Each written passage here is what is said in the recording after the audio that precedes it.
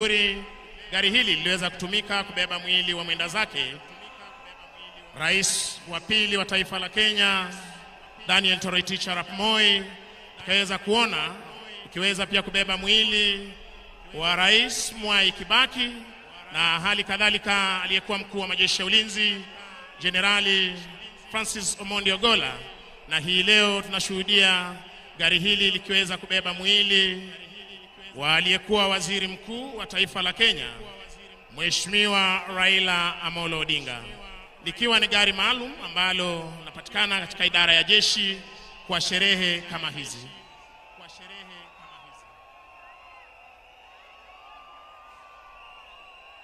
Maafisa watakaobeba mwili wa mwenda zake hivi sasa wakiweza kujitayarisha ili wakabebe mwili huu hadi mahali tutakapoweza kupokea wimbo wa taifa. Kisha tutaweza kuketi na nitaweza kumpisha mwenzangu aweze kuendelea na itifaki na ratiba itakayofuata ya misa ibada ya mwenda zake.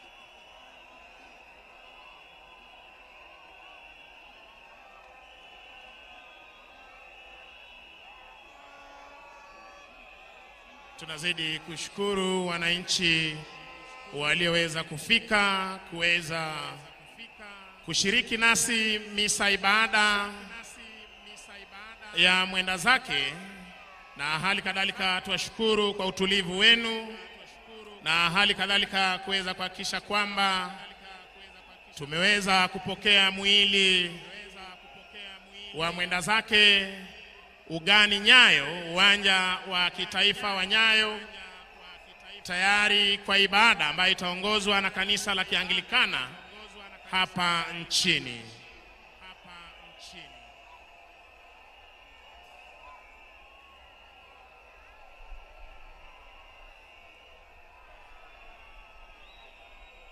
Haya ikiwa ni ibada ya kitaifa ya mwenda zake aliyekuwa waziri mkuu Mheshimiwa Raila Odinga, mwili wake hivi sasa ukiweza kutayarishwa na Paul Bearers ili tuweze kupokea mahali hapa rasmi. Tutakapopokea mwili huu, gwaride litaweza kuendelea, kisha tupate wimbo wa taifa, na baada ya hapo tutaweza kuwajuza ratiba itakayofuata.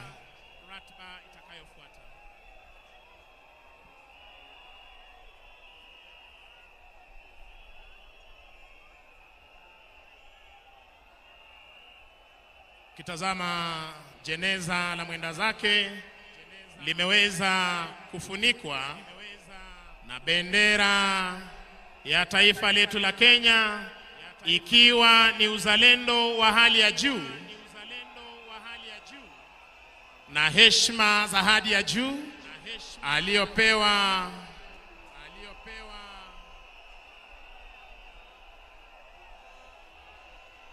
mwenda zake.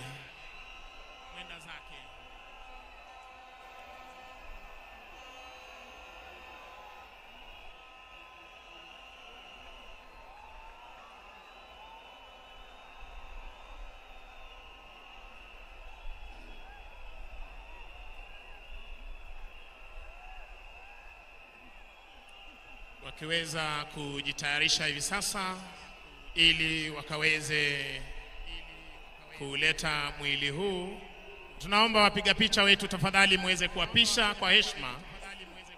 With all due respect, kindly tunaomba wapiga picha tuweze kuruhusu gwaride hilo kuweza kuendelea tafadhali.